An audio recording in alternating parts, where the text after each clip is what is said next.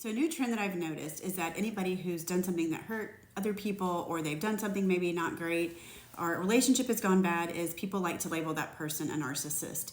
And narcissistic personality disorder is actually a true personality disorder, and it's very different than attachment styles. Leslie Wells, connection coach here. I help individuals who come to me because they are looking to work on their own attachment wounds, their own attachment styles, identify their partners, or they're going through some type of betrayal wound that typically ties back to someone's attachment style.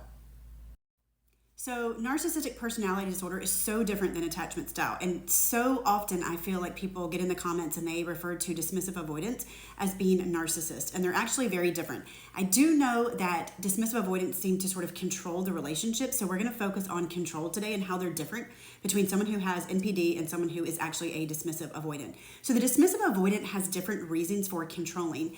I know that they can seem to control the relationship, and they do kind of control the relationship in full honesty, because they decide when you're going to get together, when they're going to make time or space for you, when you're going to sit down and have a hard conversation. They're going to decide whether or not a problem is going to be resolved. They might brush it under the rug. They may walk out and refuse to talk about it right then. And then it's sort of up to them whether or not they're going to stay present and engaged and have that conversation. They often decide when the relationship is actually going to be a committed relationship and when they're actually ready to commit. So they hold a lot of cards in their hands, and the other person sort of feels like they're just tiptoeing around the dismissive avoidant, really holding the entire relationship together and sort of in a relationship by themselves. If they didn't put forth any effort, they very much feel like the relationship would fall apart. And the dismissive avoidant is really controlling a lot of those things as far as the closeness, the time spent together, the intimacy, all of the things that make a relationship like real good, secure, healthy, and safe. The reason that they control things this way is not intentional, though. They do it because they came from a childhood of emotional neglect. So they do not know what to do with emotions. They have emotional blinders on. They do not understand how to be emotionally attuned and pick up on the emotions of others. That doesn't necessarily make them a narcissist. They were just never modeled it. They were never shown it. They really don't know what to do with these things. If you ask a dismissive avoidant to sit down and explore their feelings, to identify yours and address them, or to talk about theirs, that would be the same thing as asking them to build an airplane when they've never seen an airplane. They don't know how to do it. They've never been taught how to do it. So it's not intentional. But because of the emotional neglect that they got when they were a child, whether they were made to feel weak whenever they had emotions, whether they were criticized, dismissed, whether they were just told, put those away, tuck those away, go somewhere else and cry it out. They learned to deal with things on their own, and being alone is where they found their safety. And so whenever they pull away, withdraw, disassociate, they are going within themselves alone because that is their safe place. They're not doing it necessarily to control you. They're doing it to control their lack of safety. So when they pull away, it's because they feel vulnerable, whether it's conflict, intimacy, commitment, all of those things make them feel very vulnerable. So they will typically shut down, pull away, and withdraw during those things. And it can feel like the person is controlling the relationship and controlling the situation when they do those things. But again, they are doing it to find a sense of safety because their biggest core need is peace and harmony.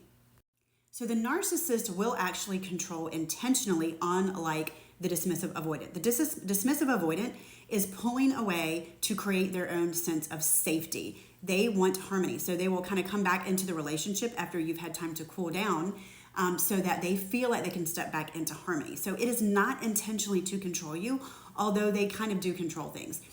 Narcissists control things intentionally, however. They do it not necessarily for some guaranteed outcome or for some purpose. They just do it for the sake of being able to control you. They believe that they are superior to other people, and this is one of the ways that they prove that to themselves. They have these grandiose delusions of themselves that they need everyone else to feed into to maintain their picture and image of themselves. And so they need to be able to prove that they can control other people, to prove that they are superior to other people. So they will control simply to control, and not necessarily caring like which thing you do or how you respond, but just for them to feel like they actually have control over another person.